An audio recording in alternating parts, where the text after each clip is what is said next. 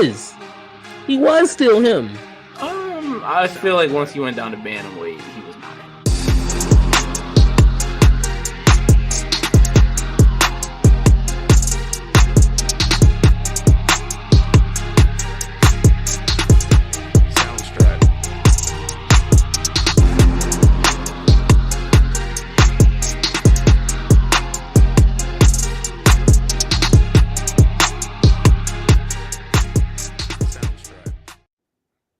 Welcome back, y'all. It is a very special, limited edition Saturday podcast. We're recording on Saturday. It's not Friday. It's Saturday. It's a special occasion. You're here at Road to Gold, episode 9. I'm here with my boy Ron. What's up, man? Hey, we are live tonight. We're live right now. It's gonna be a hectic little day today. Cards starting as early as 6:30. It's gonna be heaters. This is gonna be a crazy day, a long day. I'm excited for this one. Very excited. For those that don't know, today is UFC 300. It's one of the best cards on paper that the UFC has really ever had. And we can't wait for it to start.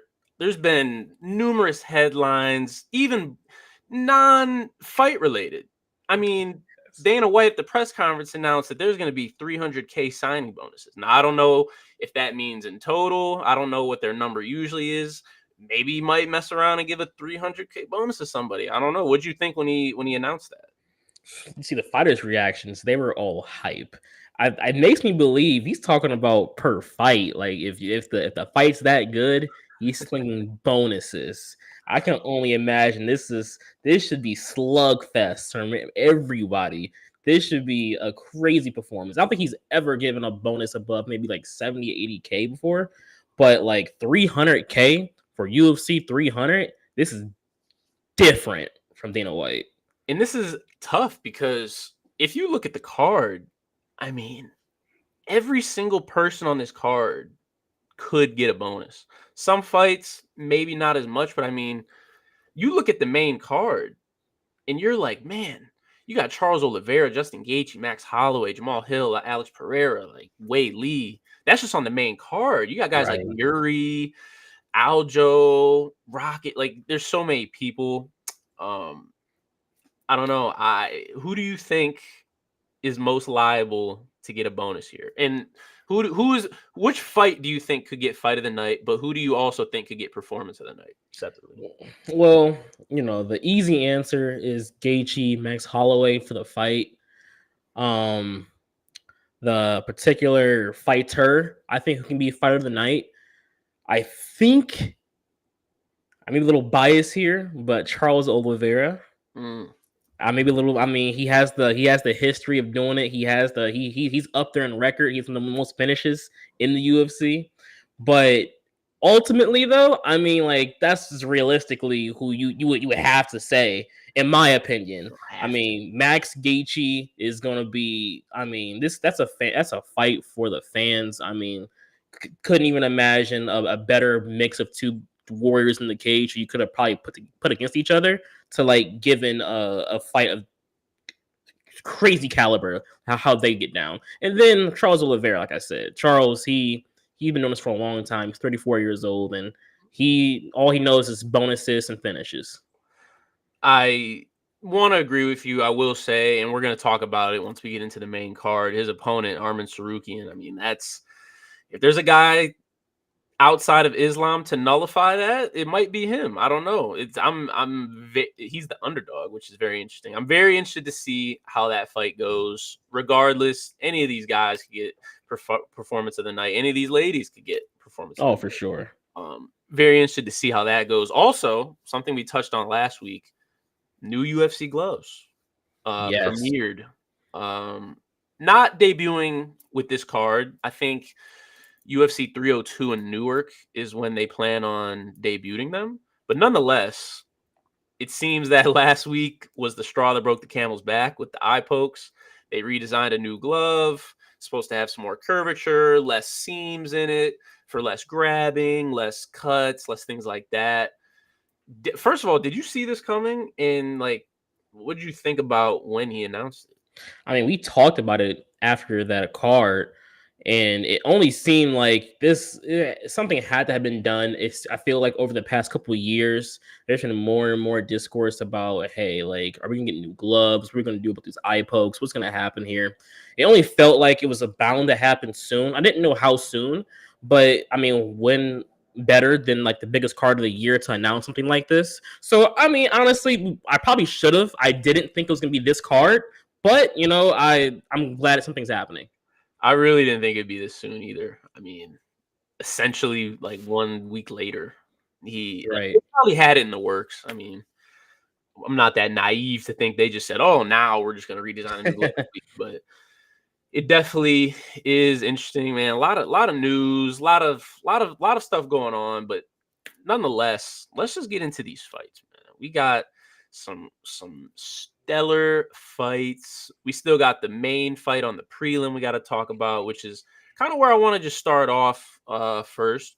We got Yuri Prochazka versus Alexander Rakic, light heavyweight. Yuri was the man. He was the guy.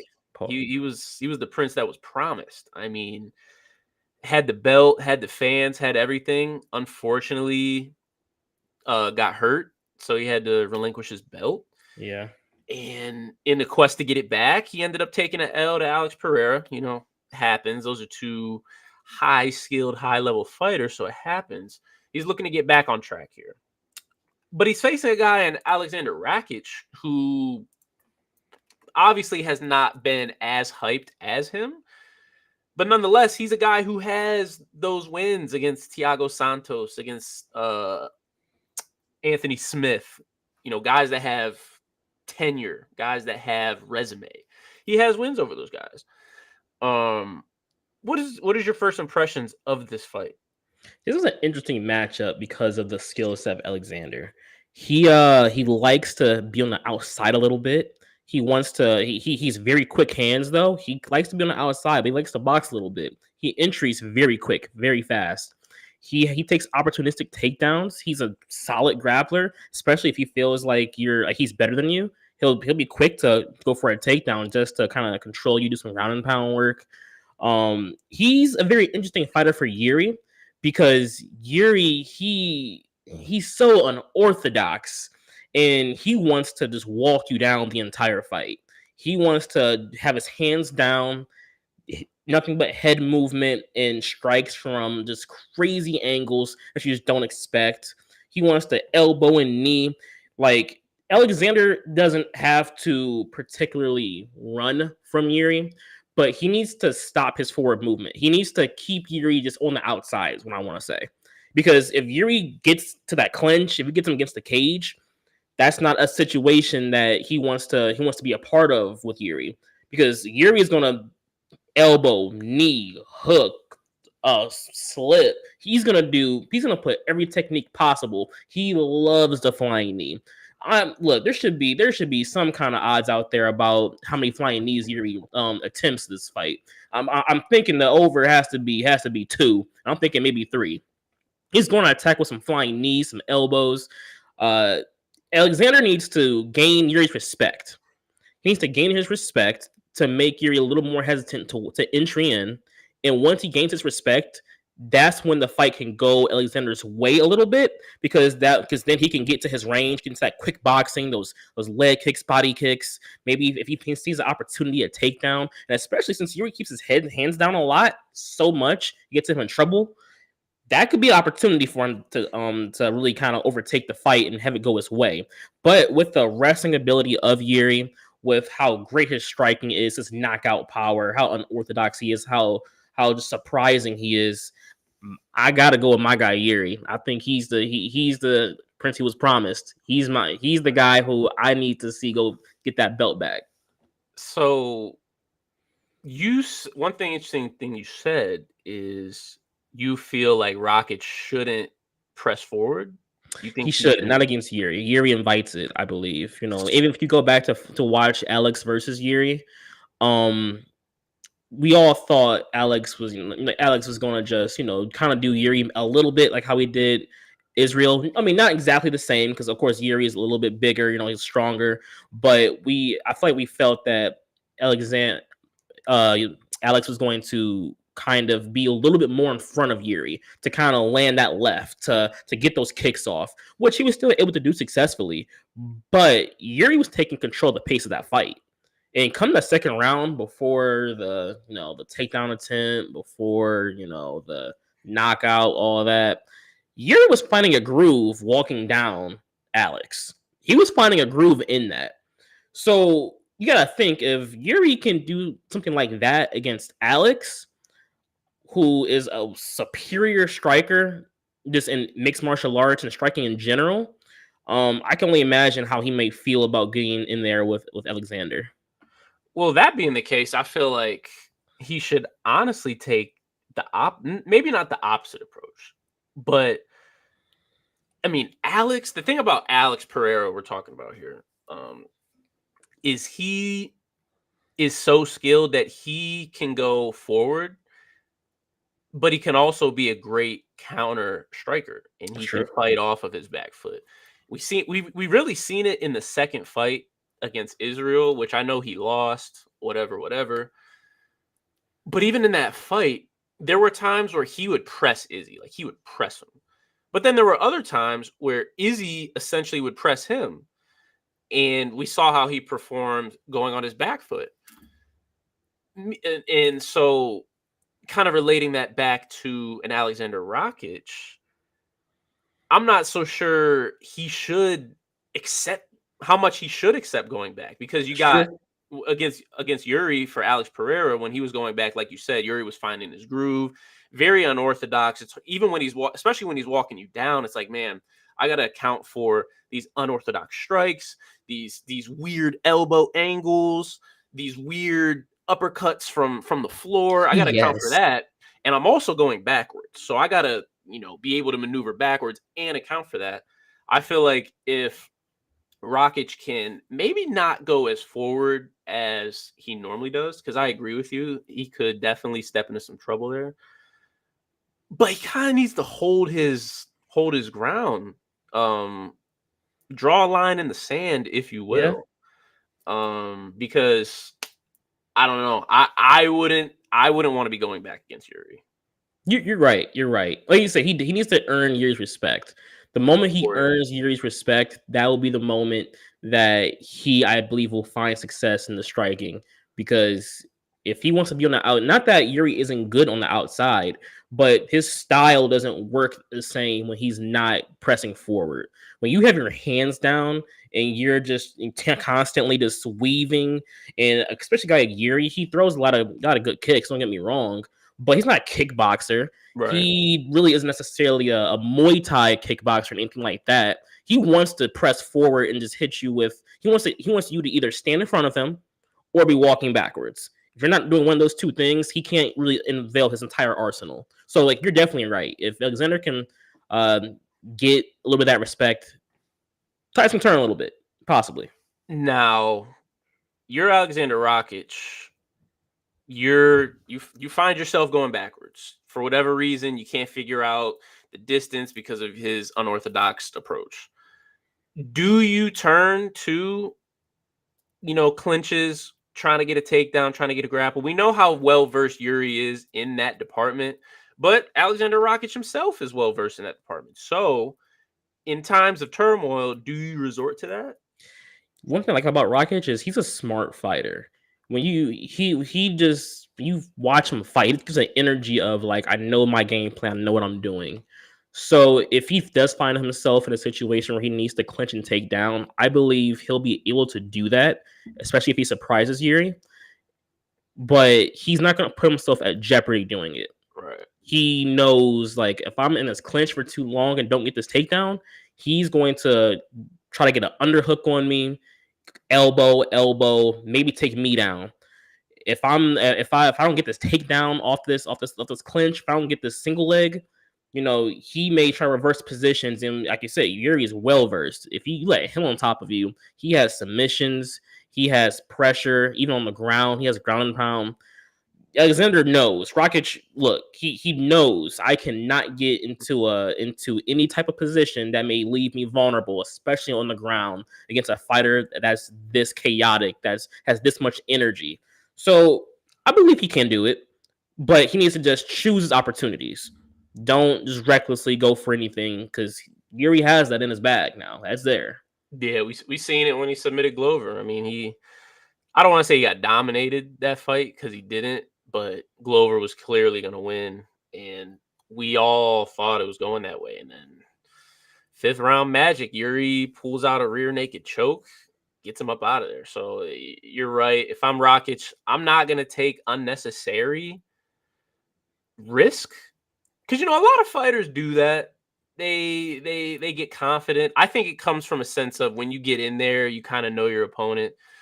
Just to relate it to football terms, as a cornerback, as a defensive back, I know after the first play, oh, this receiver, he can't mess with me. Like he can't get off the line. I'm gonna clamp. So when I get that confident, I'm like, oh, I'm about to try this technique.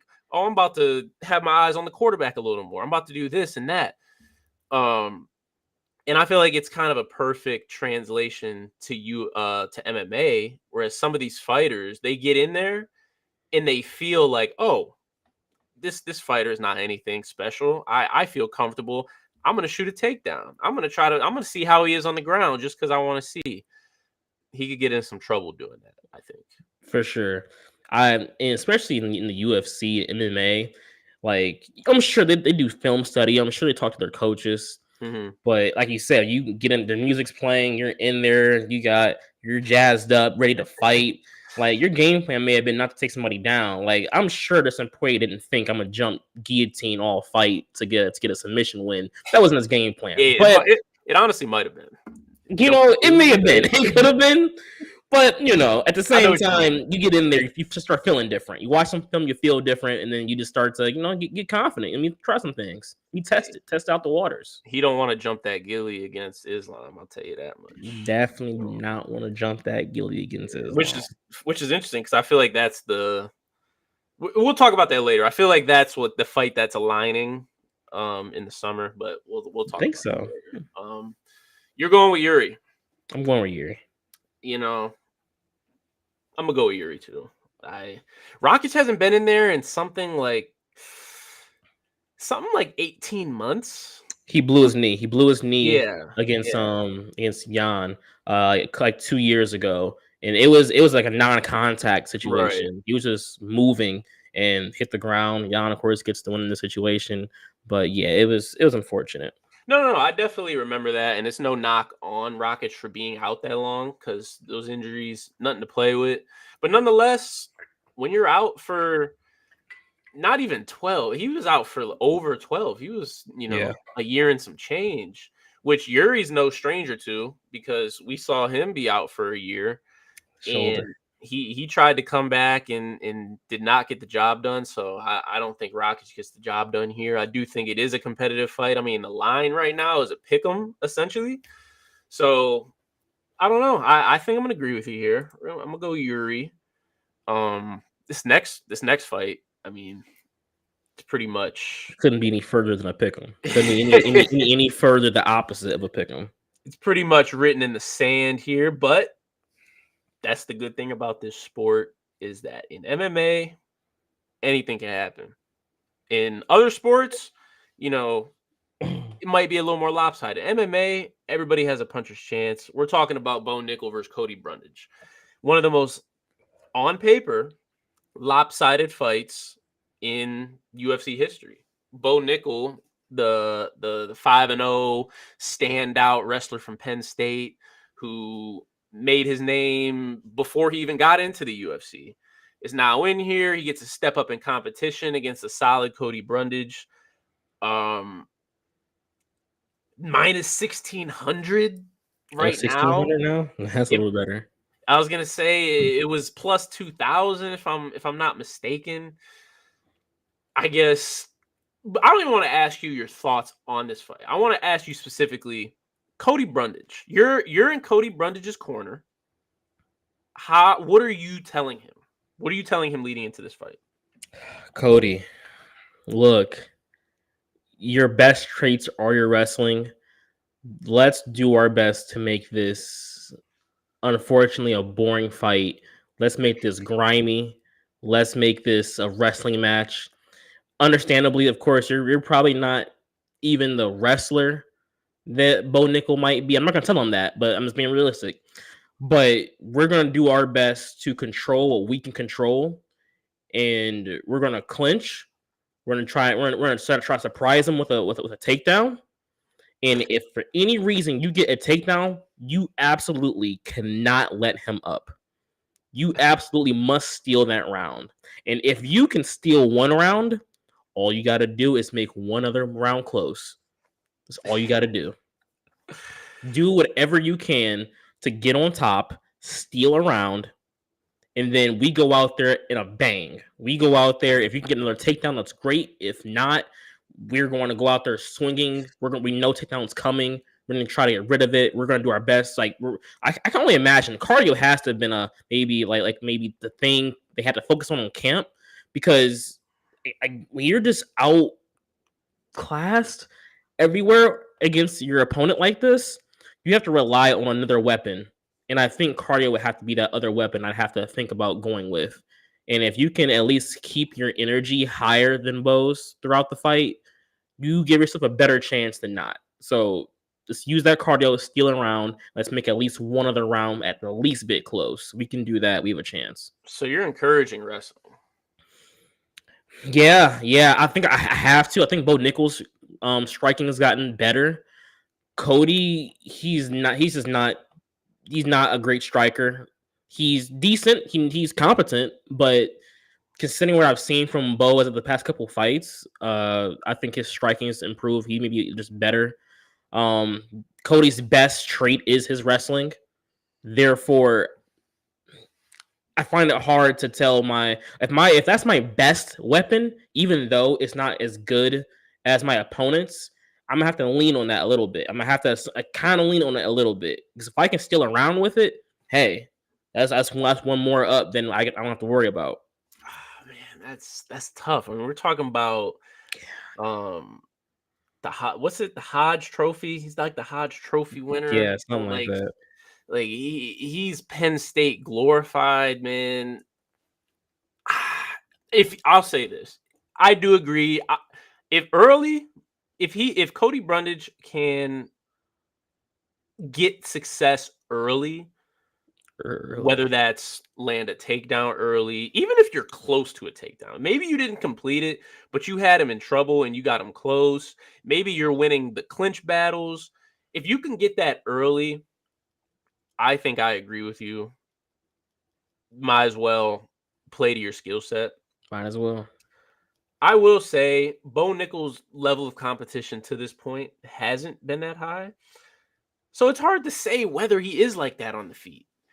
He looks smooth as for somebody that didn't come up kickboxing, boxing, Muay Thai, anything like that. As being a pure wrestler and seeing his mechanics, he does look impressive. He looks sharper than people would at that point. However, I do still feel like he's not the cleanest striker out there. You know, if you put him into the depths with, an Izzy or a Sean Strickland or, anybody like that, I feel like he still will get outclassed on the feet. By no means is he a top guy, but I don't know. It will, like you said, Cody Brundage isn't the striking master by any means either. He might have to make it dirty, to be honest. Look, get close, get clinchy. I can't let you uppercut, knee. Even if it's not the clinch, just see. But that's the problem with when you have high level wrestling. I feel like making it dirty is just so much harder, because you're either going to be close enough to clinch for a takedown, or your opponent's just going to be good enough to get a single leg or something like that. This is a hard fight. I mean, shock the world, Cody. I mean, like, the world's against you for sure. Like, don't listen to the media, don't listen to the haters. Like, you got to be about yourself, because no one, and I do mean no one, is thinking you're gonna win this fight. Which could be a little freeing, to be honest. I mean, this is a trap. This is a trap fight for Bo Nickel. Yeah. Anything less than a finish, people are gonna be like, even if he wins the fight by decision, people are gonna be like, well, he couldn't get him out of there. Cody survived. What were the odds? Okay. I don't know. I don't know. Cody's a tough guy too, so it's not like his last fight was against a guy on short notice. There was no question in anybody's mind that Bo was going to get him out of there. Cody, this is a guy with experience, a guy who's been here, who's fought here. I don't know. It's definitely a trap fight, but I'm not going to fall for the trap. I'm going with Bo Nickel. Look, this may be second round sub. You may be able to call maybe able to call the sub. Might be rear naked, maybe an armbar. No, that's not gonna be armbar. He's not an armbar guy. Maybe Geely Kimura, maybe something like that. I don't know. You may be able to call the exact submission around possibly on this one. Would you rather Charles Arman open up this card or Bo Nickel Cody? Because Bo is opening up the card. They got it all figured out. He is the opening fight. Which one would you have rather seen? You can't put. Look, the same with the prelims. I don't think you can put a former champion as the opening fight to the card. Why not? So even like Figueredo, I don't think should be opening for the prelims. I don't think you can do it because I feels disrespectful. But I understand like if your point is to get people in the door as early as possible. But even if that's the case, I feel like there's some fight you could have put there instead. Like even for the prelims, Bobby Green, Jim Miller, people are going to be in the. I mean, it's Jim Miller. It may be his last fight. Like people are going to be in there for that. So if you're just trying to get people in seats as fast as possible, sure, like I get it, but this is a former champion. Like recently, like you can't put Charles or Figgy in the opening fight. Like that feels crazy to me. But I don't know. I mean, is having him the second fight on the card, does that feel like the stakes are higher? Are you gonna feel It hyper? feels like, and for me, it makes me feel like uh the card is like more stacked in a way. Like you just have back to back to back to back like champion and/or former champions just like right there is like, oh, like we had like this guy was a champion. Next fight, oh, this guy was also a champion. This guy just lost his belt this last week. Oh, this guy, like it's like there's so much that's just happening back to back to back. It's just like loaded up. Where, like you said, I guess if you put Charles in the opening fight, if you're trying to get butts in seats, I get it, sure, but I feel it's disrespectful. It feels disrespectful. I'm kind of torn on this because I get your point. You know, when they first announced it, I definitely was like, "What? Charles is opening the card." It wasn't even about him opening the card. It was about the fact that Bo Nickel was fourth, and I was like, "That doesn't make sense." Da, da, da, da. But then the more I thought about it, and I'm like, man, that opening buzz for that opening fight is going to be insane. I don't know if you remember, but when the UFC went to Madison Square Garden in 2022, that was when Kamaru, Rose, and Gaethje were all on the same card, and they were all from the same gym at the time. And I remember they were like, well, because Rose and Kamaru are fighting championship fights, we can't have back-to-back-to-back fights. So they asked if Gaethje could open up the card against Michael Chandler. Right. And I remember at the time I was like, this is such an exciting fight. Why put this early? And it turned out to be, fight of the year candidate. It was amazing. It was great buzz opening up the card. And that kind of opened my eyes to, maybe they could do that. I don't necessarily think Charles versus Arman is going to be like that. You know what? Why don't we just get into Charles versus Arman? Because I got a lot to say about this fight. I hope it's all good things about Charles. Well, it's good things about both of them. Charles Oliveira, former lightweight champ, had a great run 2021. Well, really, he had a long fight winning streak, but specifically his 2021, 2022 was amazing for him. He ended up losing the belt to Islam. Since then, he dropped out of a fight, but then he fought Beneil Dariush. Or no, he fought Beneil Dariush, then he dropped out of a fight. Medically. So he's still riding high. But on the other hand, you got Arman Sarukian, which is, you see right there, 27 years old, and he's in the thick of the top 5 in lightweight. He is, I would say, the darkest horse in the lightweight title race, I'd but say so. he has the great way to get there. So, what are your thoughts? He is a very interesting matchup for a lot of the grappling fighters of the top 5, top 8, because he's a solid striker. He's really good. He has a pretty good kickboxing. He can hang with you for sure. But his grappling is kind of special. He's experienced and he knows what he's doing. For to be just 27 years old, he knows exactly what he's getting into and what he's doing on the ground. His last fight, I was watching some film. I saw when it wasn't his last fight, but I was watching him fight Beneil, and I thought, just the fact that he's facing Beneil was like a very good test, because that was the fight that got him into the top 5. And I was curious, like, how are they going to play this out? Because Beneil is a decent striker. He's also really good on the ground. How do you, if you're an Arman, attack Beneil? And he didn't shy away.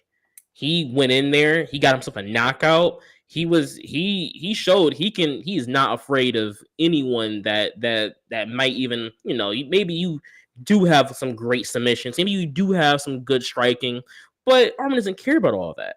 Which I think that attitude is going to really help him against a guy like Charles, especially considering the fact that Charles is considered one of the best jiu-jitsu guys like ever.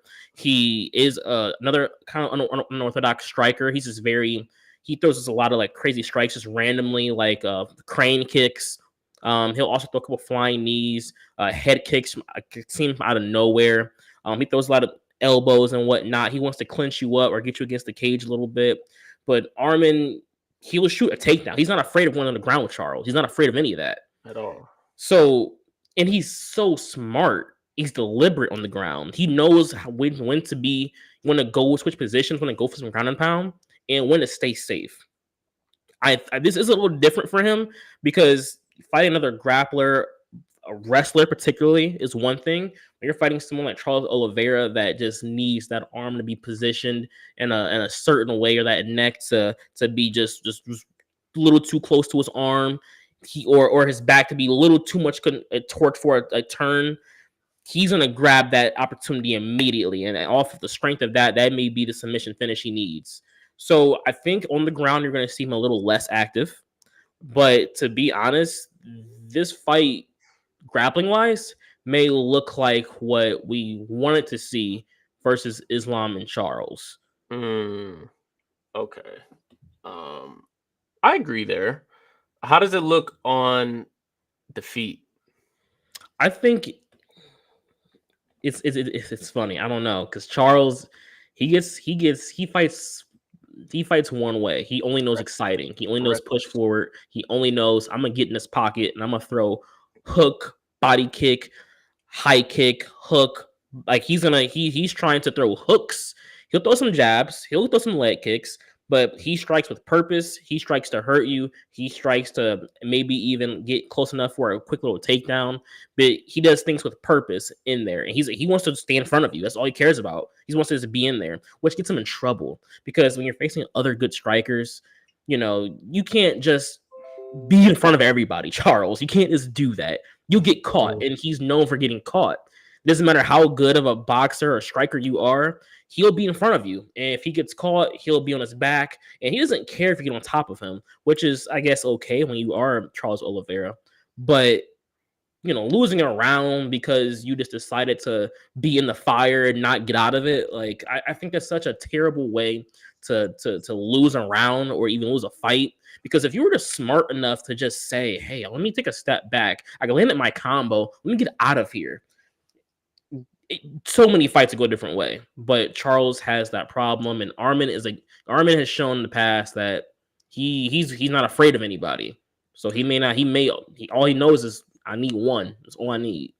I think Charles is going to take that approach in this fight. I don't think he's going to be as reckless or as Like, I don't think he's going to be he's still going to be aggressive. Don't get me wrong. He's still going to be him, but I don't think he's going to be as reckless as he has been in the past. We've seen it in the Dariush fight. You look at the Dariush fight and you look at the fight versus Islam and the way they exchanged on the feet. Like, don't get me wrong. Charles is still throwing, head kicks, as you said, crane kicks. He's throwing flying knees. He's doing all these things. I just feel like in some of his fights, he's just pressing buttons. He's just, hey, I'm close to you. I'm gonna throw this. Yes. I'm in your vicinity. Let me see if I can throw this flying knee. It's not always the best timing. Against Dariush, I feel like his time, like the same strikes, same diversity, but I feel like his timing was better, and I agree. he chose it better. I think he's gonna have to do that against Armin. I think this fight. I don't think this fight's gonna be boring, but I think this fight's gonna be more of a skillful chess match than a lot of people think. I think like Gaethje versus Holloway. I think that's gonna be fireworks. We're scrapping. I think this fight, this is a number one contender fight. I think it's gonna play like that. I think grappling exchanges are gonna be inevitable. If you went back and watched Armin versus Islam, then Armin is like that on the ground. Not to say he took Islam down or anything, but he can hang with the best of them. As we know, Charles, not a better submissionist in the history of the sport than that guy. So I don't know. I think he's going to be a little more careful. But man, who are you? Which way are you? I mean, I know which way you're biased leaning. Oh gosh. But unbiased. This is a tough match to call, low-key. Yeah. Unbiased, this almost feels like anyone can take it because you just don't know who's gonna bring out that one strike. Like, this is a fight where like both fighters have to watch that film. They gotta find their exploit. They gotta find what do they usually do in this situation, and then try to exploit that, because that could be the difference between a submission finish, a knockout, a takedown, a dominant position. That could be the difference. So I'm just looking for an exciting fight, but unbiased, man. I was about to say Armin unbiased, but like I don't know, man. I don't know. I honestly don't know because Charles can just throw up a triangle at any moment. He can just throw a hook or something. Like, it's hard. It's that hard. I don't know. I think it's gonna come down to the feet, to be quite honest with you. I can see that. Because on the ground, I think Armin's wrestling it's very high level. So I think he's gonna be able to nullify Charles's BJJ off of his back. But I also think Charles BJJ is so elite that he can even use that to get up if he gets taken down. He can use that to threaten submissions, to create scrambles. We've seen him do it. So I think the ground's going to kind of cancel it out. On the feet, in my personal opinion, I think Charles is the better striker. I think he is a little more fluid. I feel like with Armin, you kind of know what you're gonna get. Now he just like Charles, he can throw a flying knee. That's how he got Beneil Dariush out of there. True. But he's not looking for that all fight. He's looking to throw one of those, maybe two or three of those diverse strikes. I feel like Charles is so diverse and he can pull so many different tricks out of his sleeve. Not to mention his boxing has just steadily increased every fight. I want to give the edge this much to Charles. So that's probably where I'm going to go unbiased. Bias though, I think Armin gets him out of there. Oh, bias, where's my belt? I'm Charles Oliveira all day. Well, slow Where down. where is it? Where is it? You're talking. Where is it? It's in Dagestan. That's where the belt is. We're gonna go retrieve it. It's all right. We're gonna go retrieve it. You could have did that last time, but you got a little boo boo on your forehead. It was a boo boo, like his eyebrow wasn't in two. Got a little boo boo on your forehead, so you couldn't do that. But real quick though, before we move on, I do want to find out. So, considering how high level Armin is on the ground and how good Charles is, I want to know what's your opinion on if it does become a little bit more of a stalemate than we think on the ground. Armin isn't able to land too many ground and pound strikes, and Charles isn't able to necessarily get up at will. It's a little bit more boring on the ground than we expect. If you hold control on the ground for, let's say, a minute and 30, minute and 45 of the round, but significant strikes weren't landed for the most part, the feet, is going to be close, but let's say we give the edge to Charles. How do you feel about that round, considering the time of control? I mean, a minute 30, that's not much. Especially, I mean, there's a lot of context that goes into this, but just on paper, if Charles is edging him on the feet, it depends where the fight ends or the round ends. Did Armin take him down right out the gate? Charles gets up around 3:30 and then controls the rest of the round on the feet, edges him out. I'm gonna give that to Charles. If they're just kind of trading back and forth, Charles is slightly edging him, but then with a minute 45 on the clock, Armin takes him down and controls him the rest of the round. Probably gonna give it to Armin. So I think it really depends. I know we've talked about this with Wei Lee and Rose in their fights because of control versus not really landing and things like that. So I think it really depends, honestly. A minute 30 isn't that long though. It's really not, but like I said, it depends where it happens. Okay. Because that's the one thing people probably don't expect from these two fighters. But when you're just this version of high level, like we've seen it as Izzy versus Romero. Like you don't know, it can go that way possibly. And I was curious on where your head was at. But like you said, context and when it happens can definitely play a good part. No, definitely. It really depends when. Now, if you start reaching that 2:30, 3-minute mark, I don't really care if you're landing.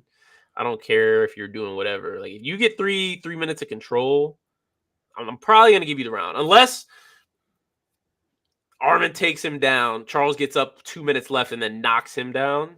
I think knockdowns they're going to take priority there. But yeah, like I said, context definitely matters. We might see that. That might be a very possible outcome.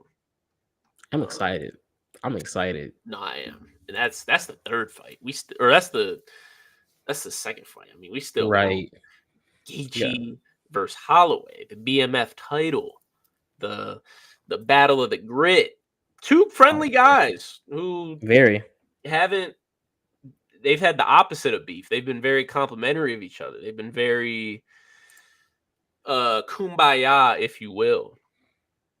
But don't get it twisted. These are two of the most savage guys in the sport. I was gonna say division, but in the sport. Reality, yeah. You got and they're in interesting places because you got Max Holloway, who's a featherweight, who has tested the lightweight waters before against Dustin Poirier. It didn't turn out in his favor. He looked good, but it didn't turn out in his favor. He said he didn't gain the weight the right way. It was kind of spur of the moment, and he since went back down. Pretty much dominated featherweight. He's trying to get the belt back. We'll have to see how that goes, but he took this fight against Justin Gaethje, who's somebody who, after knocking out Dustin Poirier, we assumed would fight for the belt.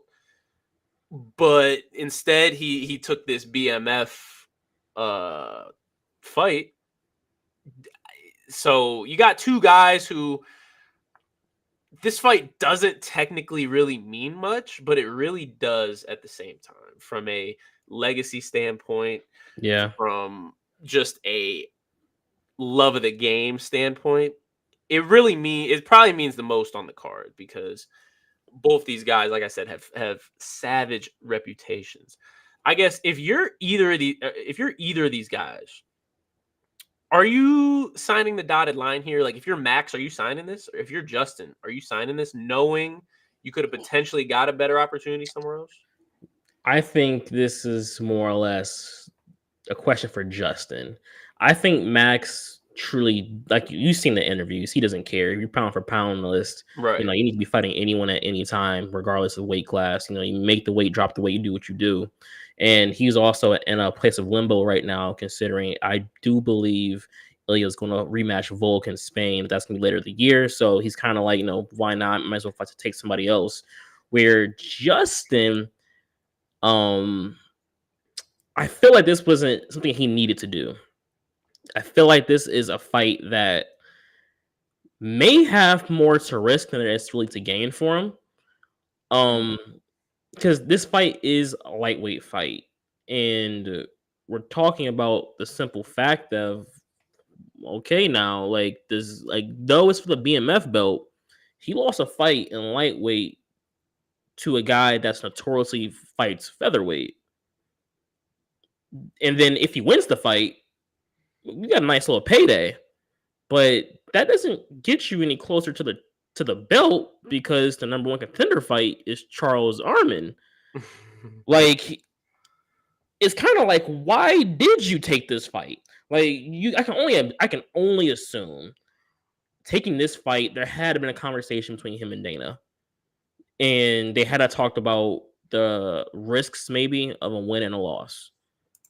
I can only assume that, but I mean, Max, like I said, he has his view about how he feels about being pound for pound list, being on that list, being the warrior that he is. They're both gamers. They're both willing to fight whoever, whenever. So I respect that. But if this does mean something more or less for someone, I can think Justin be the one who had to probably put a little more thought behind it. Which, hey, shout out to Max because he really doesn't care, bro. He said he'll fight Francis Ngannou. Like he doesn't care. And to be quite honest with you, it's low key a smart play on Max's part because, like you said, Ilya has to face Volk most likely sometime this year. So Max has to fight regardless. He has to fight somebody. Do I want to put my featherweight status on the line? And I don't know if Max is thinking like this, but just as a strategic thinker, this is how I'd be thinking about it.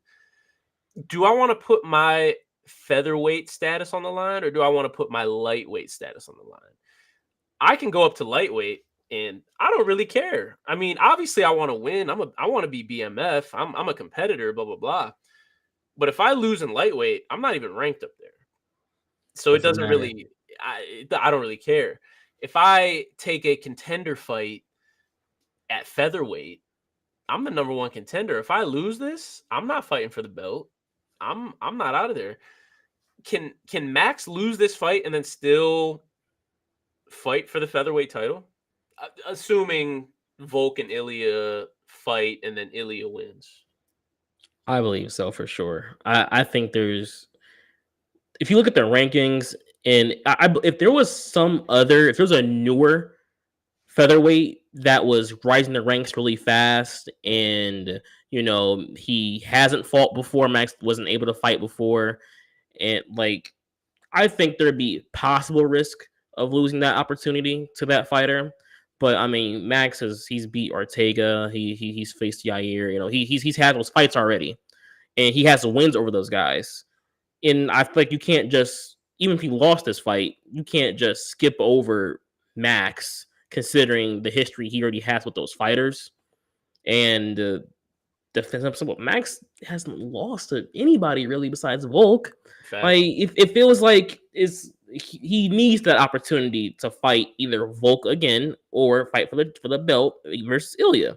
So if there's, like I said, a young guy coming up who could possibly, be the next one, possibly, but I think his featherweight status is he's okay. He's fine.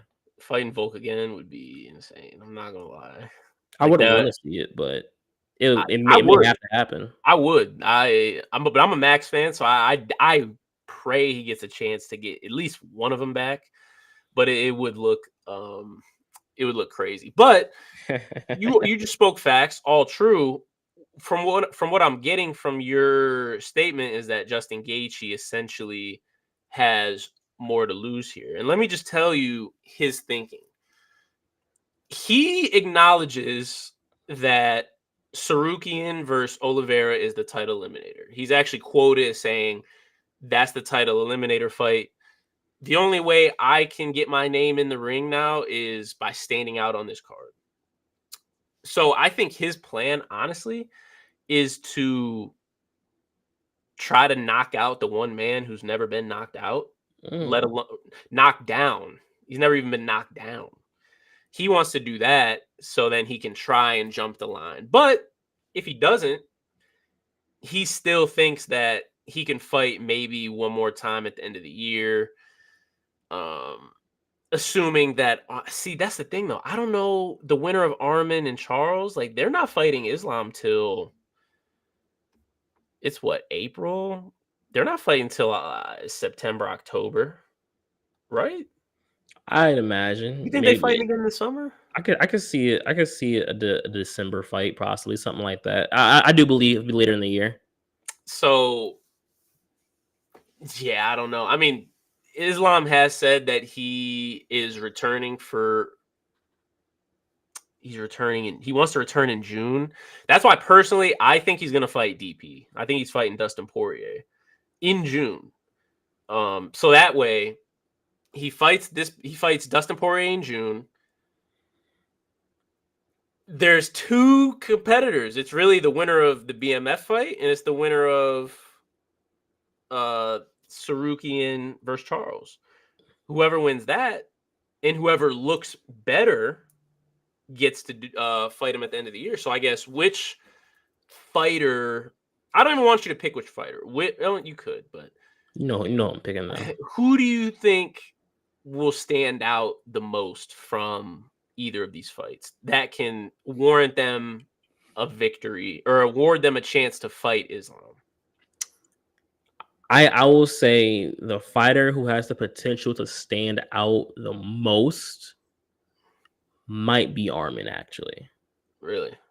Because stylistically, I know they fought before in the past, but I believe that their striking ability is actually very similar. Arman may not be exactly where Islam is, but I believe they have very similar approaches, at least to their kickboxing.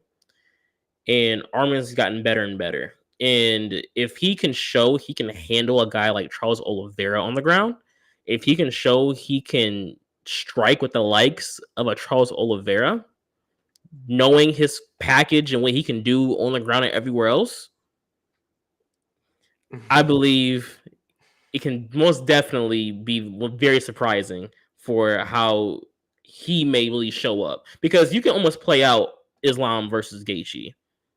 Nothing against Gaethje. You can almost play out what that fight may look like. Right. You can play out a little bit of what Islam versus Dustin will look like. We know what Charles versus Islam looks like, I guess, but we don't at the same time, if you ask me. We do, but we don't. We know how it played out the first time, but I believe there's more to that story than what we saw. Right. But I think the fighter skill set wise that may be shocking to people is if Arman can pull it out against Charles. That could be the most exciting matchup stylistically for Islam. But if Gaethje can really go in there and knock out over Max and then he gets in the gym. He used to be a wrestler already. Just focus on that defense, focus on just reversals and getting back up to his feet. Just like really putting effort into really learning how to counter some of that stuff Islam does. I think he's next best up. Man, I'm not sure Gaethje has anything for Islam. I'd be more confident taking Dustin Poirier over Justin Gaethje, to be quite Even honest. after what we saw with Justin Gaethje versus Dustin. The way, and this might not be the best way to look at it, but they both have a common opponent, Khabib Nurmagomedov And Charles. Yeah, but I'm specifically I know. I'm sorry. Anyways, they both have a common opponent, and when I look at Dustin Poirier versus Khabib, I look at Justin Gaethje versus Khabib. They both did have success in their own right facing Khabib, but I look at who had more sustainable success and who had Khabib in the most trouble, and I think Dustin did. Now I know he jumped Gilly, which ended up being his actual downfall in that fight. But he had Khabib in we don't know how much trouble, but he essentially had him in a smidge of trouble. Gaethje didn't have him in any trouble. He was landing some leg kicks on Khabib, like, cool, fine, dandy. Once the fight went to the ground, it wasn't even competitive. Like, it wasn't even. Justin had no answer. He had no threat. He had no response. And I didn't really like that. And I think it would go worse against Islam because Khabib, shout out him. He's not like that on the feet at all. Like he was a brawler. He could land some stuff because of his wrestling. It's night and day from him to Islam. I'm not sure Gaethje has as much success with those kicks against an Islam. He might, it's hard to say. But I think it goes worse for him. I do agree with you though. Arman, I think he's the greatest threat in lightweight, to be quite honest with you. Is that crazy? Right now? The greatest threat to the championship belt right now, I think, is Arman. Okay. Greatest threat to the belt right now. Okay, sure. I'll feel more comfortable about that based off of what happens tonight. But I see your point. I see where you're going with it. So right. Okay. I don't know. That's we'll see. It's another exciting banger. But we still got two. We haven't even talked about the two championship fights, bro. We got Weili versus Yan Xiaonan, which, again, people might be wondering, how did Yan get this opportunity? She's tough. Does she deserve it? Has she done anything? Yan Xiaonan, bro, please don't sleep. She skill wise, yeah. You said what? I think skill wise, she deserves it skill wise. No, for sure. I mean, she knocked out Jessica Andrade. She beat Mackenzie Dern. She has wins, impressive wins. She's facing a Goliath in Weili. Not gonna lie, it's a tall task. It is. I don't know. What do you think here? I mean, I said this the other day on Wire to Wire. I believe Weili is technically better almost everywhere, but I feel Jan's defense in those same areas are also really good. Mm-hmm. She is more of a boxer. Weili's more of a Muay Thai kind of kickboxer. She wants to hit you with combinations. She wants to counter. At least she's at her best, I would say, when she's countering. Of course, she can move forward as well. You've seen her do it, but I believe she's at her best when she's trying to pick your game plan apart and counter your strikes. And Weili's even had a couple fights, I believe, even against Rose, where her output even goes down if you're not giving her something to counter. and I believe that's kind of a flaw in her game. Like you shouldn't be hoping or waiting for counters that often, but I believe we've seen her do it. Yana can do either or. She can walk forward, she can get back, especially as like someone who boxes a little bit more. She throws a lot of leg kicks. She doesn't really throw too many to the head or to the body, but she'll throw a lot of leg kicks. She wants to get in, she'll straight jab, she wants to throw right straight, she wants to crosses, she wants to hook uppercut, she wants to get in there. She's not afraid to get into a clinch situation. But her defense, striking wise, she's great. She knows how to set you up with feints, push you in the trap situations, so making you do certain things to just counter it. Her takedown defense, her wrestling defense on the ground is really, really solid. I believe she defensively is sound enough to nullify isn't the word. She is good enough defensively to slow down Wei Li in some of her better areas. Mm-hmm. I think my question is her striking offense going to be good enough to also put that pressure on Wei Li? And if she happens to some reason get in a clinch or a takedown situation, will she be able to consistently enough get up one or take control of the situation? I don't know about that part, but I think she defensively is sound.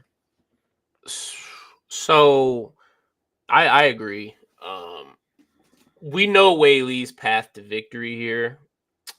As far as Jan's, like you said, Wei Li is a big counter striker.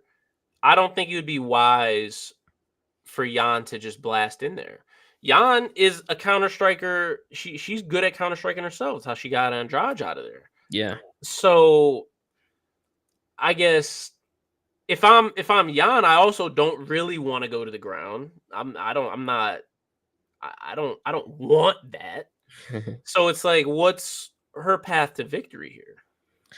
I think you have to be as technically sound as possible in striking, because Wei Li is not like she's just the most offensive. She's slipping everything. She'll take strikes. Like in the war she's been in, she'll get hit, and she's been set up multiple times in the past. More famously, a Rose high kick that was set up to be a body kick, which you see Wei Li try to defend before it goes to the head to knock her out. Even Yuana was able to set up different strikes and combinations based off of this past information she was taking throughout the fight. And Yan is really great at that. Wei Li wants to counter strike, so you have to be, like you said, don't just blast in there, but you have to think of it as like a chess game. Feint her to draw out the counter, Wei Li's counter. That's going to have to be consistently almost the way you go about that situation. Okay. Like make Wei Li be first. Don't allow her to dictate what you do, because you're going to jab and she's going to throw a hook. Okay, let me, I now know what she wants to do. Let me feint jab, slip, maybe uppercut. Maybe she wants to throw a body kick. Body kick's been working, or the leg kick's been working. Let me feint kick, feint hook. I see the kick coming. Let me step out the way, come back in before she finishes her motion. 1-2. Let play that chess game with her, because you can set. I mean, like I said, Wei Li's done it in the past. She's been set up for strikes. If Wei Li, I don't know if Wei Li will be able to adjust fast enough to Yan countering her counter, which sounds kind of complicated, but you get it when you see it. Yeah, I mean, it does sound a little complicated, but it's honestly true. When you're at this level and you're playing chess matches like that, there are situations where you got to think 2, 3, 4 steps ahead to get ahead. And when you're facing somebody like a Wei Li, who is so precise and is so experienced and is so measured and so calculated, you almost have to think, okay, she's going to counter this with this. I'm going to throw this. She'll probably counter with this, so I'm going to end up throwing this and then get out of there. Get out of there. That's my important message for Yan. If I'm in Jan's corner, leading up to this fight, we're in the locker room. She says, "Coach, what do I need to do today? Give me a tip right now, just of what I need to do." Don't make this Joanna versus Weili part 3. We don't need that. We don't need a war. If we're getting in a war, and I wouldn't say this to her if I was an actual coach. I love you, but if we make this a war, she's going to win. She is designed to get into wars. Yeah. Jan, you're not really designed to get into wars. So let's take our chances on the outside. Now, I'm not saying don't fight scared, don't fight clean. Like, we can make it dirty. We can make this a grungy fight. But after you land your piece, just, reset. Take it for what it is. If you get her hurt, hey, go. Don't question it. Go. But other than that, let's reset. Let's regroup. Let's, take the data. Let's remember this. This is a 5-round fight. Yeah. This is going long. Something you said earlier, I didn't even really think about. You said, Weili is such a counter striker. Sometimes her output can go down if the other person isn't necessarily engaging in the way that she wants. Let's use that to our advantage. I'm not saying go out there and tap dance, but if you can keep the pace a little slower, you might be able to steal around here. Yeah, definitely true. You know what I'm saying? You steal, around here, around there. Next thing you know, it's 2-2 going into the 5th. And now at the 5th round, now that's when we're biting down. That's when we're, hey, let's bring this back to our part of China, not hers. Let's bring it back to ours. So. No, that's true. Like, I think she has a path. I think it's definitely the striking. She needs to be as technical as she has ever been in the past. Because, like I said, Weili, she almost has a set way of how she goes about her fights. And the reason she beat Ioana was because Ioana is so many combos, so many strikes. She was feeding Weili what she wanted. She was feeding it to her. You don't be Ioana. Rose in those fights, especially the second one particularly, it wasn't a crazy output of strikes. Patience.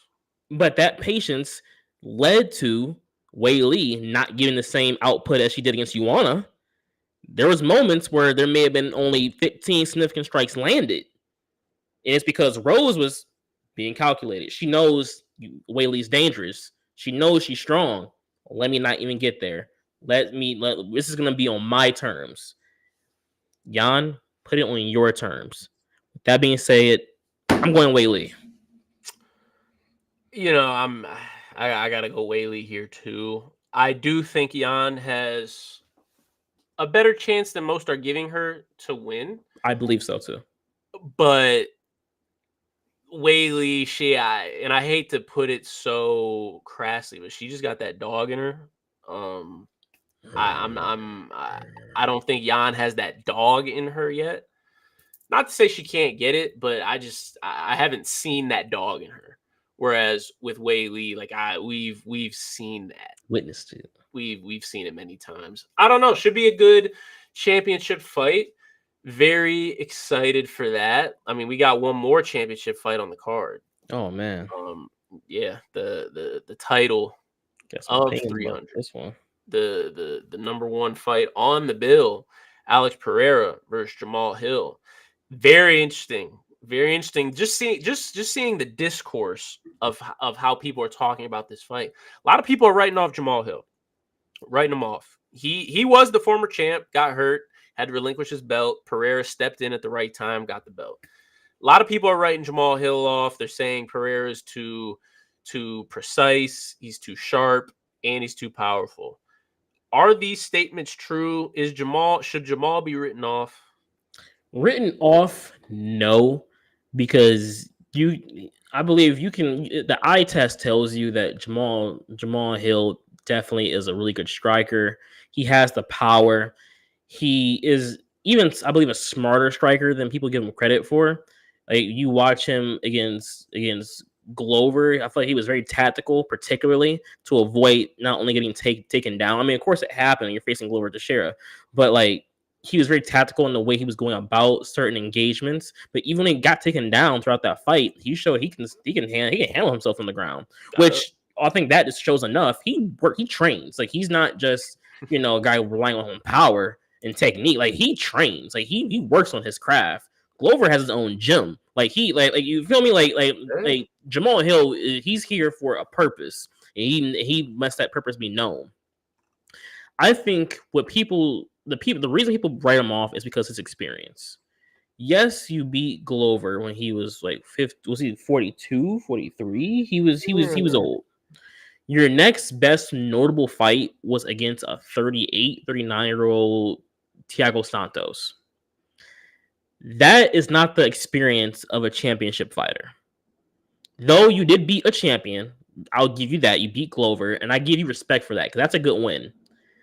Outside of that, I just don't know. I don't. You didn't face the Jans. You didn't face the Yuris.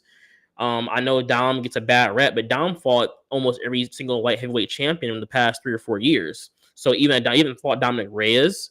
Like you didn't fight these guys. Johnny Walker. You did fight Johnny Walker. Shout out to Johnny Walker. I don't know if Johnny Walker is serious. I don't know if he's serious though. I don't know. He's not in the same level. He's not upon these rankings yet. I mean, I think it's possible for him, but he needs to clean up. Like he's a really good striker, but he needs to clean up some things. Right. But Jamal, we haven't seen those wars with any of those guys who were all former champions very recently. Therefore, it's easy to write him off because people just don't know. But don't write him off because of his skills. I think he has the skill capacity. I just don't know if he has the experience with top level fighters outside of Glover. Yeah, I guess Thiago, you could say 1.5. But he definitely has the power. He definitely has training. He works hard. He's confident in himself. I know it comes off as cocky sometimes, but I mean, when you got to feel some kind of when you're a fighter, you got to feel some kind of way about that. You have to. You can't go in there. Some people can be complacent. They can be, this is my job. This is what I do.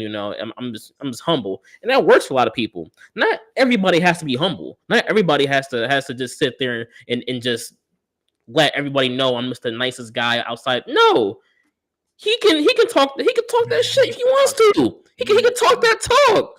If this is how he feels, he can say that. And you have to show him why not. How about that? Show him why he isn't. No, I definitely. Before I even continue, what's your prediction? Who are you taking in this? I know I just said a whole lot, but Jamal Hill and Alex Pereira though. See, that's why I had to say that because I've been thinking about it for a while, and I'm not gonna lie, I'm going Jamal Hill. I respect it. I'm going Jamal Hill. I was on the Alex train. But because everything you just said is extremely true. This man is dedicated. He's trained. He might not have the same names, but I mean, Pereira didn't have the same names before he got his chance. I mean, he fought. I mean, he fought Izzy in the way past, but MMA, he only fought Sean Strickland, and then they basically gave him a title shot. Which is insane looking back, but it happened, and he's been extremely successful. I'm glad they did it because he's been extremely successful since. I think Jamal is the same way. I think he's extremely skilled, and I think he may not have the exact names. He has good names. Like I said, Johnny Walker, whether you love him, hate him, he's a player in light heavyweight. Thiago Santos at the time was a player. Glover is Glover, as we know. I think the only question I have about Jamal Hill is his health. Is because he tore his Achilles. That is a injury if there ever was one. You're out 12 months minimum. Is his Achilles fine? Which I mean, you're accepting a title fight on UFC 300. I'm assuming it is. But it's not even about it being fine. Do you feel like yourself? do you still have that spring? Can you explode? If you need to throw, not that he would, but if I need to jump up and throw a flying knee off of instinct, can I do that and feel good? Or am I going to be thinking in the back of my head, well, I don't want to do that because it might make my Achilles hurt or it might make it sore? That would be my only question. If you take away that, I'm taking Jamal here, bro. I think people are asleep. Like I said, I respect it personally. I feel honestly, I would go with Jamal Hill if he didn't say he's not going to wrestle him. Bro, you know how that is. If the times get tough, bro, we saw this we talked about it earlier, Gaethje versus Chandler. They say, "Oh, I'm not gonna be the one to take a step back. I'm never shooting a takedown." Blah blah blah, bro. You get hit in the mouth, you're shooting a takedown. You're trying to win. I don't think Jamal will need to, but if it got to that point, he's shooting. I'm not gonna lie to you. He's a real one. I don't think he's gonna do it. If it's literally gets knocked down, couldn't be any more wobbly. He wants to just stay in the fight, just so it doesn't get called. Okay, he'll wrap him up a little bit. That situation I can see, but in that situation, he's already wobbly. He's not in there right now. He's just trying to survive. Which, if that's the case, he's not really trying to wrestle. But like game plan wise, if wrestling is not in his game plan, look, he will really shock the world if he can outstrike Alex Pereira. He will gain my respect fully, as he deserves to be not only champion, but one of those ones, because people are counting him out. I think he has it, but bro, don't be afraid to get a little dirty, bro. This is a championship fight at the end. I know you want to be you want the 300K. Don't get me wrong, I get it, but bro, like it's nothing wrong, bro. Get a little wrestling in, win the fight. I think personally, his striking is so underrated that I think he won't need to shoot takedowns. Like, I'm not saying, we know Alex on paper, resume, he's a better striker. You put Alex in a different position on the feet, it doesn't matter how good his striking is. We've seen it with Izzy. We've seen it with Yuri. When Yuri was backing him down, when he was hitting him unorthodox, when he was making it tough, Alex kind of struggled. Now, he ended up getting the win, but he struggled with that against Izzy. Whenever Izzy put him on the back foot, he did have some good counters, but oftentimes he struggled. And I feel like if Jamal can kind of force the action, if he can take center stage, be aware of that left hook. You have to be aware of that left hook. Must. Like, if there's one punch you have to be aware of, it is that left hook, which I think he will be. If you can just get him out of position, that nullifies I shouldn't say all of his weapons, but it nullifies Alex a little bit. That would be my main thing. Get him out of position. Don't let him destroy your calf. Because if you destroy your calf, you're done. That too. You cannot allow him to just freely, which Jamal has done a good job in the past checking kicks, but you're gonna have to keep that up for sure with Alex, because old Stone Hands is known for throwing some good kicks too. And he throws them no telegraph, no nothing. So, dang, you're going Alex. I'm gonna go Jamal here, man.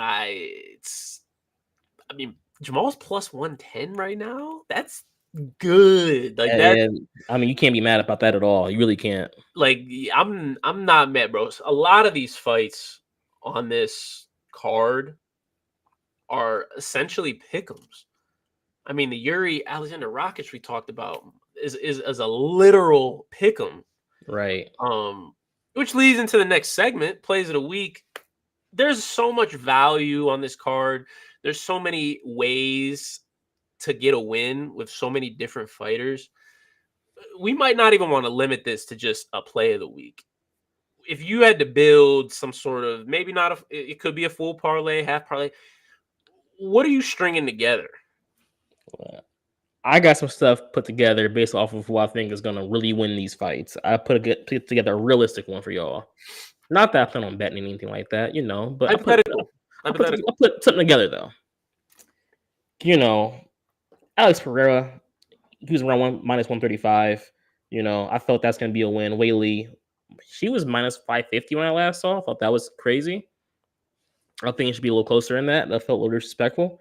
But I'm assuming by the time the fight happens, it's gonna be closer in that, so it should be a little bit better. Justin was a favorite, minus 170 at the time that I saw. I think this was yesterday. That was all right. I think he's gonna win the fight, but honestly, that may be a fight I want to stay away from just because of this is Max Holloway too. And this, I mean, if you feel confident about one of those two fighters, Justin or Max, put your money on them. But at the same time, like I said, that can go either way.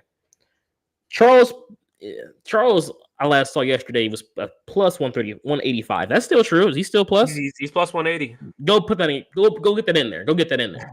go put that on there for sure.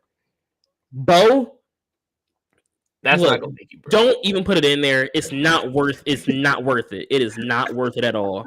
Because you're gonna be furious. Oof. Man, you're gonna be. Don't even put it in there. Leave that alone. Yeah. Yuri, is he still plus money? He is minus 105. Rocket minus 115. Okay, he was plus 100 about a day or two ago, but either way, okay. Aljo, I saw he was last minus 162 as the favorite. I think there's something wrong with that. Like that, I believe that should be a win for him. Kayla Harrison, it's unfortunate, but you probably, shout out to Holly Holm. I love you. You're facing a giant today. I'm very curious to see how that plays out. I love me some Sadif. He was plus money last time I saw at plus 120. I'm putting that in there. And Renato at plus 195. I like that as well. Davison, I mean, you know how I feel about Cody. So yeah, like I don't care what the odds are. I push money on Davison. Stay away from Andrade Rodriguez. Stay away from Green Miller as well. Stay away from those two fights. You got a heavy. That's a full parlay. A lot of favorites in there. So I mean, I don't even want to call it safe because it's so many. That's the thing. Yeah, I was gonna say there's so many, and there's so like that could hit though. It's real. It can happen. Hey, look into that, guys. My personal hypothetical parlay. I went with straight underdogs. I'm trying to, if I was to hypothetically bet, I'm trying to go big or go home. I went with just a 4-person parlay and all underdogs. First, Holly Holm. You just talked about she's facing a giant. Hey, David beat Goliath. You're right. You're right. We seen it happen. She's plus 340. But I think she does have a path to victory. We talked about it on our last pod. She does have a path to victory if she can nullify some of the takedowns. So I think there's a way for her to get that. Next, Charles, you said it, plus 180, plus 185. For a guy like that, that's crazy value. Anytime Charles is an underdog, outside of maybe one other person that he could be facing, I'm going to pick him for the value. Next, you said you're picking Justin Gaethje. I got to go with my boy Max. I'm picking Max to win. I don't know if we talked about that earlier, but I'm going with Max to win. Hey, if I can get Max Holloway as an underdog, I'm taking him. I don't care who he's facing. I understand for sure. Unless it's one other person again. It's certain people, if they're underdogs, I'm taking them. And my last one, Jamal Hill, I think he's going to win. So if I can get someone who I think is going to win as an underdog, I'm taking him. I'm not saying put the mortgage on this parlay. I'm not saying that. But if you're trying to get some value, some bang for your buck, that's some value. Hey, take this. If you want some more security, I'm going to say go with his. Both have the potential to hit. We'll have to see how it plays out on next week's episode. Last but not least, debate of the day. I'll let you introduce the debate of the day. We wanted to kind of bring up a little bit about there's so many fighters on this card. There's so much potential. So many fights mean something one way or another. Who has the most to gain in or risk on this card? With so many fights and so many storylines kind of colliding, it was very interesting to kind of go through these fighters and kind of get an understanding of exactly where they were in the rankings, where they were against their opponents, and what this fight may mean for their future. And more or less, I kept it open, for the not just the main card, but also like the prelims as well, as those are important fights. There was actually a few fighters that I believe have like a decent amount to gain or lose, give or take. For me, though, there was particularly two fighters that I think are kind of almost tied in that regard, though. It was hard to mention one without the other because of the circumstances of the division as well. And that was, as we talked about earlier, Gaethje and Charles. Because with the rankings being so close, and we talked about a little bit earlier of how Gaethje's fight, you made some good points about how this really could help him out, but it felt like losing. Charles wins, you're gonna have to maybe fight two more times before you see a title. You're 35 already. It's just a situation that if going bad for you, I don't know. But winning this fight, like you said, especially in knockout fashion, that could be the thing you need. Where regardless of what happens next after that fight for you, you're fighting for the belt. And then with Charles is a little bit. He's 34. Um, he's coming around 35. Your age limit, and then you kind of need, if you're going to be a fight for the belt again, you kind of need this fight back against Islam. Like you kind of need that. You would have beaten Armin. You would have beaten almost anybody worth anything in the division after you fight Armin. Like that will be your last hurdle where you can retire on. Honestly, if that's the case, you can beat Islam. That would cement your career as one of the best to ever do it in the UFC. You're already one of the best, but you put a stamp on it. You could debatably have me some conversations. I'm just saying some conversations to defeat Islam, get the belt back, maybe defend it once, right off into the sunset. Before I even get to that part, I actually have to debate what you just said because that didn't make I don't even understand how you just came to that conclusion. How does him beating Islam one time solidify him, stamp him as anything? Because he already has, like I said, most submissions in the UFC history. He had one of the longest win streaks in the UFC at a point. I believe it was 12. Most submissions in UFC history. Um, he would had already 3 title defenses. I believe. I'm sorry. Technically, I believe it was 2, but essentially 3 title defenses. He would have beaten the number 1 pound for pound fighter in the UFC, a fighter who knocked you off earlier, so you can get your revenge back on him to take the fight, take the title back. Maybe you have to run that fight back one more time just to kind of settle the squared off, maybe. But let's just say that doesn't happen. Hey, I mean, you kind of you make it a hard argument for someone like what now someone has to do to say they're better than you. That cap just rises up. Did you have win streaks? Did you have the finishes? Did you fight the opponents that he fought? Did you hold the belt and defend it 3 or 4 times? Did you do all those things? I don't know. Like I think he can really put a seal on his legacy at least in the division, at the least bit, if he was to take it to Islam and win that fight. Bro, you're acting like Islam. You're acting like this is Matt Serra versus GSP. Like I don't get this. Like I understand GSP. GSP lost to Matt Serra, and I'm not gonna lie. If he would have just let that go, his legacy might have been tainted. But he went back and he got his dub back. He rematched him. He got his dub back. That's not the case here. Like that's like Islam finished Charles. Like he finished him.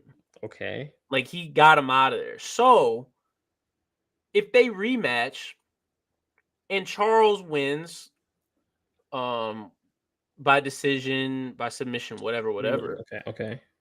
That doesn't just erase what happened. Like you might have to run that back for the third time. You run it back the third time, and then it's like, okay, Charles is 2-1 over Islam. Okay, now I get it. Now I can say, whatever legacy you have is solidified. Whatever legacy you have is crazy. But yeah, I know I'm hating. But by no means is that is leaving even. That bro, that can't be even. You put all the other factors in there. I get you left even. I understand the situation, but I think simply beating what people are deeming the unbeatable. I mean, like, come on now. Well, I guess That let me ask. like you said, knowing Charles, he'd probably run it back a third time, and he's a gamer. Knowing the situation, their history, he'd be okay running it back a third time. And even regardless, if he lost that third fight, I do believe he'd be content with his career and his legacy. I wouldn't be content. You win against Islam, I need you to win a third time if that's the case. But if that third fight doesn't happen and he is okay with just leaving even, I don't think that. Look, this is gonna sound crazy, low key. If people want to walk around and say what ifs after leaving the UFC 1-1 against Islam, hey, it's gonna always be a what if. Okay, but I guess my point. I should ask this first. What is his What is his legacy before he fights Islam once, and after they fought? After the first fight. What before he even fights Islam? What is his quote unquote legacy? Okay. Like what is he? What is he? How do I put that into words? Like, is he a top? I'm trying. 5 lightweight. I'd say for sure top 5 lightweight. I wanna give him top 3. That may sound like bias, but like I feel pretty confident to say top 3 based off of his accomplishments, his bonuses, his finishes, his win streak. I feel confident enough to say he deserves top 3. And then being able to knock off the pound for pound fighter, like people, if you remember, people were very excited when it was Islam versus Volkan there, 1 versus 2. I get it, 1 versus 2. Why might not be excited about that? But we haven't seen Volk lose. Like, what's Islam going to do against that? And if that's the case, if Islam's now number 1, people got to be thinking the same thing. What's the path of victory of beating Islam? How does that happen? How does the underdog, because he would be an underdog, how is the underdog, Charles Oliveira, going to beat the wrestling, the kickboxing of Islam? And he does, being the underdog with all these past accomplishments. You've been in the UFC forever. You finally won the belt a couple years ago. You lost it, and then you were able to get it back to be 2-time. Come on, man. That's the stuff they write stories about. That could be a movie. Okay, but again, so if you're telling me he's a top 3 lightweight before they fought, what is he after they fought? Is he still top 3? Is he top 5? Like, what is he? After they fight again, you're saying? No, after the first fight where he lost. I believe he's still top 3. I feel like he getting it back again really puts him in a position of being top 2. That's why I can't say that after I understand the loss, but I don't want to put him top 5 after that, because if he was to get that same win back, I believe he could be debatably top 2. So it feels like I should like he should be top 3 still, especially if he fought the number 1 pound fighter. That shouldn't necessarily like it's not like he lost to some Joe Schmo that was unranked. But if anything, it shouldn't hurt him a lot. But being able to beat him and then go get it back, I think he could be in conversation the top 2 until later on, where maybe if Islam was able to kind of carve out a career that was similar in status, length, defenses, all that, then he could probably sneak his way into that top 2 all time as well. But until then, I just don't get how it doesn't hurt him when he loses. Not to say that if you lose a fight, your status should just go all the way down. But I don't get how you can lose a fight against one guy. It doesn't hurt you at all. And then you win a fight against the same guy eventually, and then you're top 2. Like, you see how that doesn't make sense? He's on. But if I'm saying he's already top 3, him losing, let's say, like I don't. He has so much history already in the division. Losing, I believe, I don't have a list in front of me of the top 5 in the division ever, but I have a hard time believing who's ever you would debatably put around 4 or 5 has a career as good as Charles Oliveira. Therefore, if you so him losing to Islam, I don't think should drop him below those guys because their careers aren't even what Charles Oliveira's career is. Right. Therefore, if he's all time wise in division, losing doesn't hurt him, but winning would. Because you gotta think these are career accomplishments. We're talking about career accomplishments. Yeah, I get how you may not like the logic, but if the guys behind you career doesn't even compare to yours, they have to stay behind you even with that loss to Islam. I mean that makes sense, I guess. I just didn't like the emphasis we're putting on him if he gets his win back, because I think he should go back to exactly what he was before they fought. It's almost 0-0. Especially because Islam finished him. So even if Charles finishes Islam, I still feel like that's 0. I'm putting Charles. I mean, we got Habib, we got guys like BJ Penn, Frankie Edgar. I don't know how people feel about them. I'm putting Charles probably 3, maybe 4, depending. I'd have to specifically look back, but at least 3 or 4. I don't know if he jumps a BJ Penn because he got a win back. I like BJ Penn. Pioneer. Yeah, you got to remember the time. I remember the time. I remember the time. I remember the time. I remember the times. You want to talk about a BMF like BJ Penn?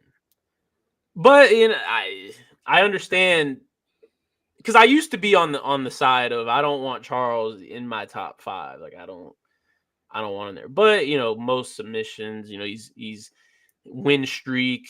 He's held the belt. I'm not sure how many defenses. I think he only. Technically, I think it's 2. It's really 3. Is it 2? Technically, I think. Because he fought Chandler, won the belt. Right, hold on. Then I think he fought like Dustin. Did he fight Dustin and Justin, didn't he? He did, but hey, #miss weight. That wasn't a title defense. It was. It wasn't. He literally did not get credit because he got stripped. He had to vacate the belt when he fought Gaethje. It was a defense. So it's really one defense. I mean, I don't know. It's still a legendary career, and I'm not gonna take anything from him. If he beats Arman and then goes on to beat Islam, one of the greatest. I'll give him top 3. Top 3. I can't put him top 2 until he wins that series, which is easier said than done. This is a whole other, I'm gonna have to do a deep dive just on the analytics of these top fighters, right? To compare their careers to see what I value over the next guy. I'm gonna have to literally see, because I think if he beat Arman, and I think that's top 2, I feel like. But we'll have to. I'm gonna have, like I said, that's gonna have something we have to look at another day, because I'm not for sure have to come with an argument about that. For sure, we'll do a deep dive into that. We didn't even get to debate what you originally said, but honestly, I pretty much agree with what you said. To be quite honest, I think Gaethje has a lot to lose. I don't think Charles has as much to lose though. I think with just his style and how exciting he is, similar to what Dana said about Dustin Poirier, Charles is always 1 fight, 2 fights away from the belt, no matter what. So I think he'll be fine. I do think Bo Nickel has a lot to lose. Like, that is true. In my opinion, he's one of the most important to lose, because I mean, if he loses to Cody Brundage, I'm not gonna lie, his stock plummets. 2008 housing crisis type. It looks bad. It looks bad. Like it would be very bad. Losing is minus 1,600. I don't know. I personally think any of those guys would have a lot to lose. Who do I think has a lot to gain? I think Jamal Hill might have a lot to gain here. Not only because it's a title fight, but I think from a respect standpoint. The respect standpoint of things. Like I think that's why he wants this one so bad, is because he can just stick it to the people who are just talking about him and don't think he can do this or that. I think he probably has the most to gain here. Outside of Gaethje, like you said. But yeah, I don't know. This is one of them cards, man. This is a special card. I can't wait to watch it. We're gonna hopefully be talking about this one for a long time. For a long time. I'm excited to see what happens, what stems from this card. Like where the storylines go, who fights who. Like it's gonna all come back to, remember, and you'll say 300. He fought him, which led to that guy fighting that guy, and like that's gonna this is something. Hey, this is like the TVA in Marvel. There's going to be branches stemming from this one singular moment, this one singular timeline. There's going to be alternate timelines stemming off of this card right here. I'm super excited. Can't wait to watch it. Like we said, starts around 6:30 with the early prelims. Cody Garbrandt's going to get this dub against Davison Figueiredo. OH. But yeah, that's pretty much it. You have anything else? Man, nothing else today, man. I'm excited for this one. I'll be seeing you and the fellas later on. Definitely gotta run this. This is gonna be crazy. One of those cards you gotta link with the people, man. That's us signing off.